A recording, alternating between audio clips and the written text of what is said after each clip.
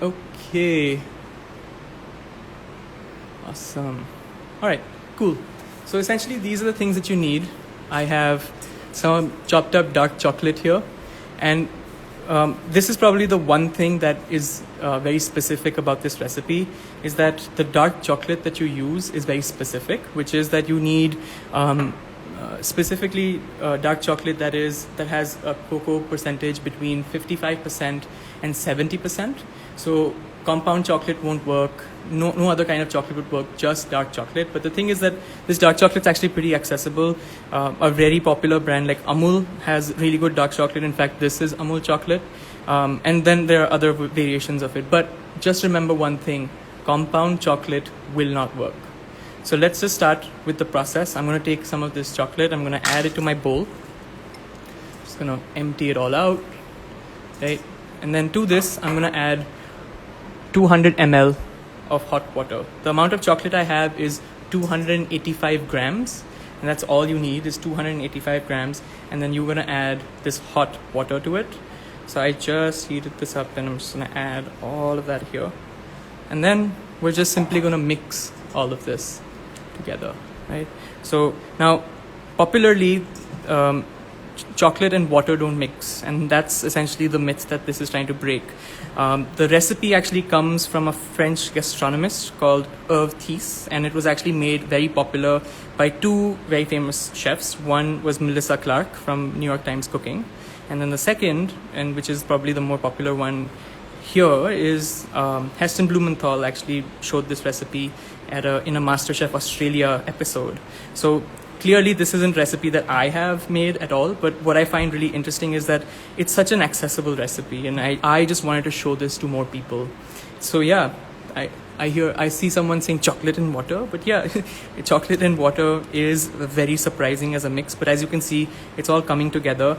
And this is one of those recipes that, even though it's very easy, is one of the things that, happens is that you can lose hope in this becoming mousse before it actually does.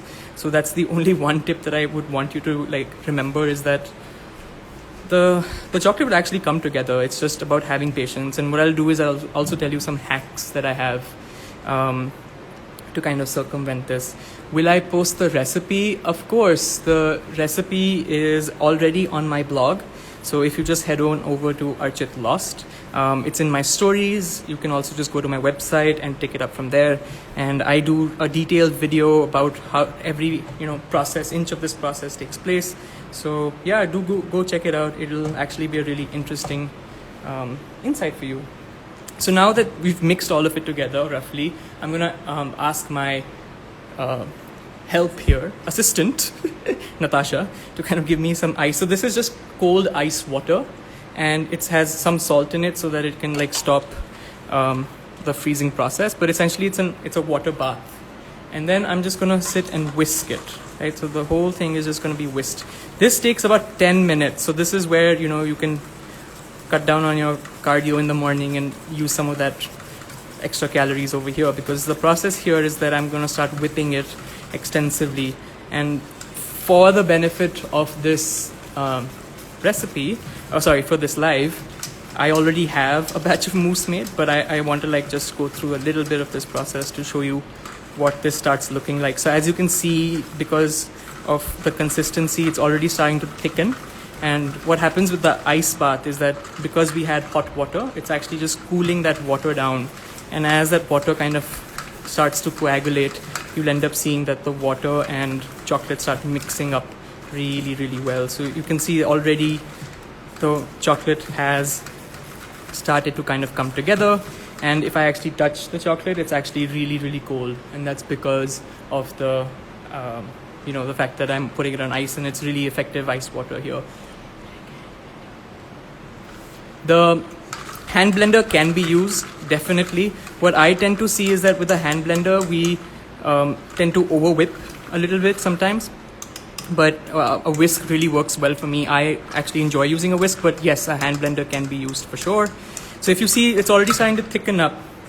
And I'm actually honestly very surprised that it thickened up so quickly, because it usually takes me a lot longer. But yeah, essentially, if you look at the texture here, it's getting to that mousse level. And this mousse is actually so wonderful because depending on how much chocolate and water you put, what will happen is that you can actually make it super thick or super runny. So right now, this is in a very runny, like sorbet format, in a ganache format. And this is so good for like a cake. So imagine like a dark chocolate cake or some sort of like, vanilla chiffon cake, and adding this on top. It'll be so, so yummy. I have some on my hand now. I'm just going to eat that. Okay.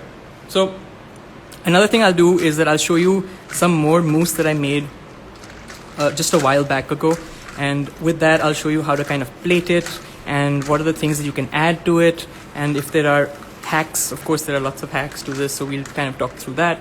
And then if you have any questions around cooking and baking, I'm always here, happy to kind of respond to those. Yeah, actually this is such a wonderful mousse. I love it. Okay, so this is essentially what the mousse would look like, and in lower volumes it does a lot better. So this is essentially the mousse, and I'm going to show you. So this was a mousse that I made a couple of hours ago. What happens when you put it in the fridge for a while, it'll start to dehydrate, and that's totally fine. So right now this has that consistency of an ice cream, if you can see it.